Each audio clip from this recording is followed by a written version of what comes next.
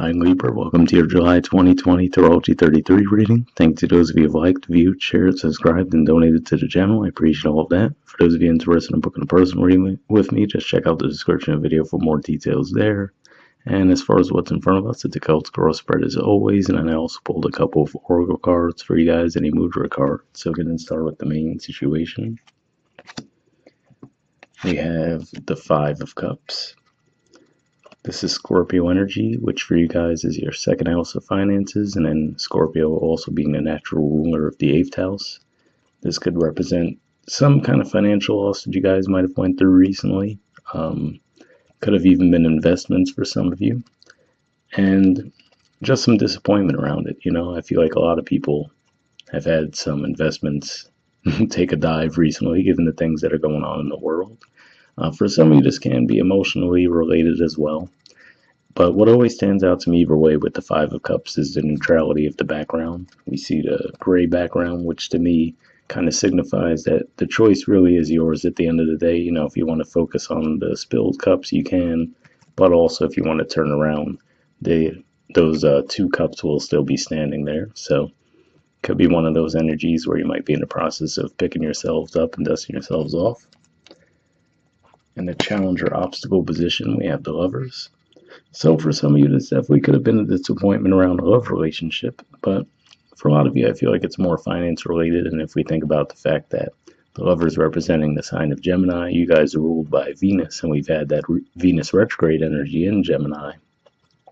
That could be saying that maybe the challenge for you guys is to look at the situation from a higher perspective, and realize that yeah, it might have been disappointing, but there's probably some silver lining within that as well. And of course, basically throughout the month of July, we're going to have Venus, which is your ruler, moving direct through Gemini as well. So maybe that'll actually help you get that higher perspective. So maybe where you've been stuck in this more pessimistic side of the energy, as it starts moving through those same degrees in a positive manner, maybe you'll start to see the more optimistic side of the situation. In the foundation position, we have the Hierophant and the 10 of Wands. So yeah, this being the major arcana card for Taurus, again, they're the natural ruler of the 2nd house, and then for you guys, they're the 8th house. So again, I'm picking up on, for a lot of you, this is going to be around investments of some kind. And this can just be saying that, this might have been investments that you put a lot of time, money, effort, energy into, and it might not have worked out the way you hoped, especially given that you guys have Uranus in your 8th house too. So that could definitely represent some wild ups and downs when it comes to investments. It's going to make a positive connection with Mercury a couple of times this month as it goes through that retrograde cycle. So maybe that'll help shake some things up in a more positive way for you guys. But yeah, that's what I'm seeing there. This could definitely be related to finances for some of you, and also maybe even around the time of that Sagittarius full moon, you might have come to the realization that maybe some investments you've made weren't going to pan out the way you'd hoped. In the past position, we have the Chariot and the 10 of Swords. So interesting energies here. This can't even say that for some of you, it might have even been an ending around your career. But what I'm seeing here more than anything, it could just represent, what I'm picking up on here is a sudden ending. Given the Chariot represents movement, and then the 10 of Swords obviously almost speaks for itself there. And this might even been an ending that took place as we had the last 10 degrees of Gemini season. So let's say between the 10th and 20th of June. I'm actually recording this during that time. So maybe as we move into July, there might have been an ending that took place for you guys around that time that's really sticking out to you, but it might have been a very sudden ending. For some of you, this might just even point to some travel plans you might have had that might have been canceled in a more mundane way that the energies could be playing out. And maybe some delays around career too. In the present position, we have a lot of cards. We have the 6 of Pentacles in reverse, the 2 of Cups, Justice in reverse, and the 9 of Cups in reverse. So really, I mean, to me, this feels more like the same energy we've already been talking about. First of all, we have more Taurus energy here, more Cancer energy. And here's your major arcana card. It's in the reverse. And then the Nine of Cups in reverse, being Pisces energy. This can definitely be around work and finances for a lot of you guys, and just some disappointment there.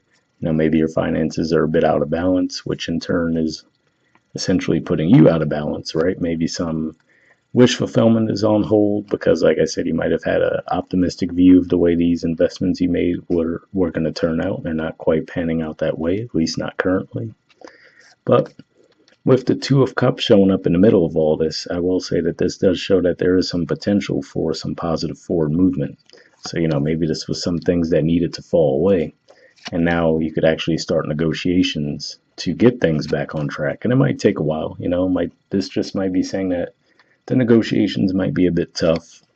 And, at least in the beginning stages, neither side might feel like they're getting what they truly want. But in the long run, it looks like it would be worthwhile putting some effort in.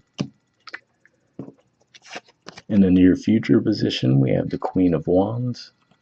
So basically, as we get into July, we're going to have Aries move, or rather Mars moving into the sign of Aries, which is the card this represents, which is your house of partnerships. So of course, yes, that can point to romantic relationships, but also business partnerships, just general partnerships for the most part with 7th house. And this could just be saying that your energy might be shifting to that area now. So like I'm seeing there with the negotiations, like I said, for some of you, it can be around romantic relationships as well. But I feel like that's primarily what this is pointing to, which is to say that, okay, now your energy and focus might be shifting to that area. And maybe even diplomacy in that regard. And speaking of which, at the bottom of the deck, we have the Six of Cups.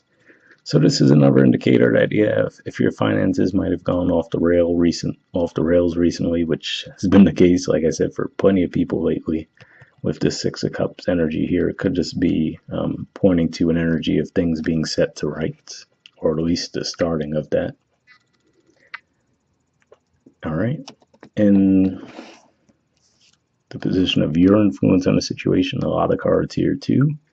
We have the Strength card, the Empress card, the Queen of Swords, the King of Pentacles, and the Four of Pentacles. A lot of energy. All right, so this is Leo energy, first of all, and we actually will be in Leo season at the end of July. The Empress usually leans more toward Taurus energy, but you guys are ruled by Venus as well, so this could obviously be pointing to you as well. Queen of Swords actually is the court card for Libra. King of Pentacles, Taurus, and then Four of Pentacles is Capricorn. So, well, I'm going to talk about these in a slightly different order than how they came out, because looking at this right now, I just wanted to point out that we're going to have Saturn move back into these degrees of Capricorn, and we already have Jupiter and Pluto there, so there's going to be that heaviness. And for you guys, that's around your 4th house of home and family. So, maybe this investment could have been related to real estate for some of you. But with the Strength card here, what I'm getting here is this is showing that you're trying to hold off on something. I feel like there's that urge to make a move, but you're trying to hold yourselves back. Maybe even realizing that, hey, you know what? The timing might not be right now. I'm going to wait until we get into Leo season, right? So you could just have that intuitive vibe that, okay, this isn't the right time to make a move. With the Empress, in that regard, that would make sense too, because basically, even though Venus will be moving direct through July, it's not really going to fully clear its shadow until around towards the end of July, when we actually are in Leo season. So this could be a timing thing. You could have that understanding where, like, okay, now's the time for me to plan, figure out how I want to get this done, move patiently, right? And then with the King of Pentacles, that could just be saying that could help swing your finances, and that would be a better time to invest as far as toward the end of July. And that could just be saying that you're holding off for that reason. You're like, okay, I know this is the time that I want to strike. So could just be in a bit of a planning phase right now. Hopefully that made sense. That was a lot of cards. But yeah, in the environment position, way less cards, luckily, just one. We have the Four of Swords. And this is actually your energy. This is Libra energy. So again, this could just be pointing to what I was just saying for the energy in your position, which is to say you could just be strategizing right now, realizing, okay, I took a loss here, right? How do I get back on my feet? So I feel like this could be what you're planning. You know, for some of you, this can represent healing as well. If this was around a romantic relationship, um, which is certainly a possibility. But from a lot of you, I feel like this is more financial for some reason. But yeah, I feel like this is just saying that that's what you're doing. You're really taking your time, pacing yourself, understanding, okay, I'm going to wait for the energy to be more supportive for the moves I'm trying to make. For some of you, this can represent another person. If that's the case, then yeah, I can see why there's not much movement at this time. Because if you're coming from it from the position of, okay, well, I'm going to hold back, right? I'm going to stay in my receptive energy. I'm going to let them come to me. You know, I'm going to stay here and focus on my finances and whatnot. Hold back, right? And then they're in this energy of healing, then yeah, I mean, it's not to say that you won't get forward movement, but if that's the case, it looks like it might not take place for you guys this month if you're waiting on the other person. In the hopes or fears position, we have the world in reverse. So for some of you, this could represent maybe some self-doubt where you might feel like you have a worry that the cycle's going to repeat itself again, right? Now, if the world was in the upright, I'd feel like, you know, you had confidence in yourself that, okay, I learned a lesson, I'm ready to move forward, I'm good to go. But with it in reverse, it could just be that feeling where you're not necessarily trusting yourselves and you're like, okay, hopefully I'm not doomed to repeat the same situation. But keep in mind, I always point out to people whether the card in this position looks good or bad, it's just hopes or fears, which means that it's more something that's at the subconscious level, as more as an indicator it's actually going to play out. And in the outcome position, we have the Knight of Swords and the Nine of Pentacles. So, pretty different energies here. This is actually the Court card for Gemini. And then this is actually Virgo energy, middle 10 degrees of Virgo. So, Gemini energy for you guys being your 9th house, that's the energy of looking at things from a higher perspective. And then we have the Virgo energy, which is 12th house, which is, you know, sometimes self-sabotage, your blind spots. So I would say these two energies together aren't going to work together too well, I would say, because if you rush in right now, then, you know, you might, again, like we were talking about with investments, for example, if you rush into a new investment, then you might end up back at square one where things are out of balance. So I think this could just be another reminder for you that, yeah, if your strategy right now is to just really plot and plan, maybe wait till we get later into the month to make a move, that might be the right idea. But I will say that this card tends to pop out a lot when there's actually a Mercury retrograde going on, and that makes sense because Gemini is ruled by Mercury, and the horse is always moving towards the past direction in the spread, which to me always points to the retrograde. So this could just be saying in that regard, in a more positive manner, that this retrograde may actually help serve to get your finances back on track. So keep that in mind too. So I feel like either way you want to read the combination of cards, I feel like it's saying that patience will be rewarded in some way, shape, or form. All right, moving on to the oracle cards. First, you guys have Regeneration. There's the artwork, and the number is 46.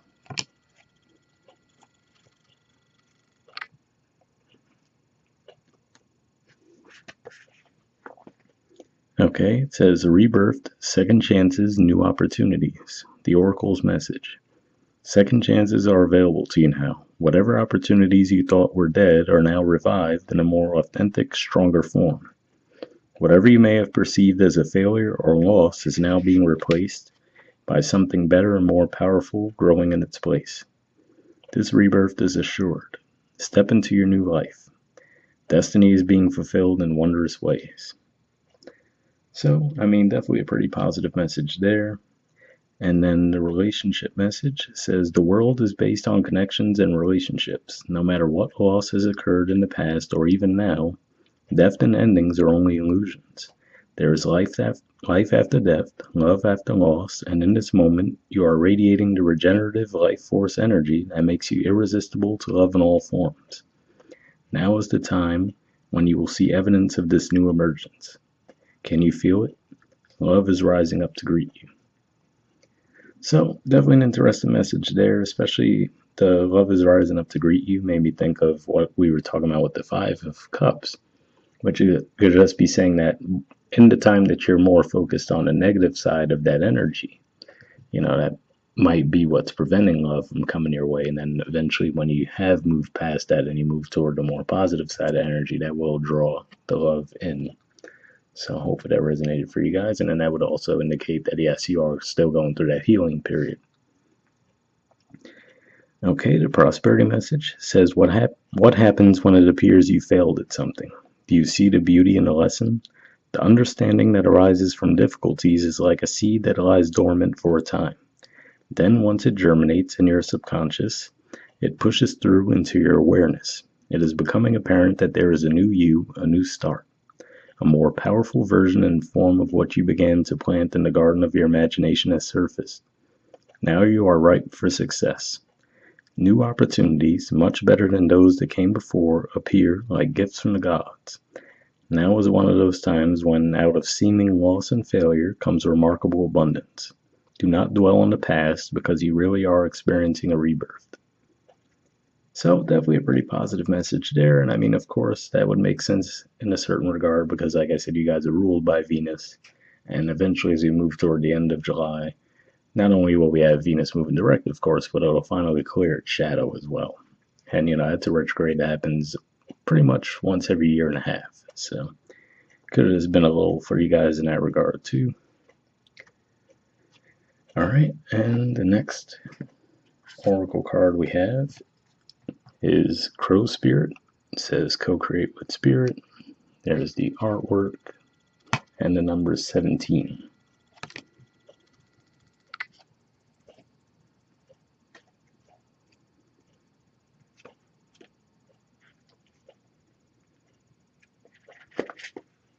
Okay, it says, as you look around you, can you sense the magic that pulses through the world? Have you witnessed how every thought can become a thing? How every intention can call the universe into action as the sacred laws shape what you experience? The universe works in perfect order. When you align your thoughts, feelings, and beliefs with spirit, you will want to crow with delight, feeling the excitement and wonder of being in harmony with something much larger than yourself. Crow Spirit says you are right on target now to see your dreams magically come into being in the visible world. The laws of abundance, compensation, frequency, and praise are operating in your favor now. Remember to be grateful and praise what is yours, even if it is still coalescing into form, still residing in the invisible realm of co-creation. No matter what area of your life you're concerned with now, what you hope for is on its way, for Spirit is your co-creation partner.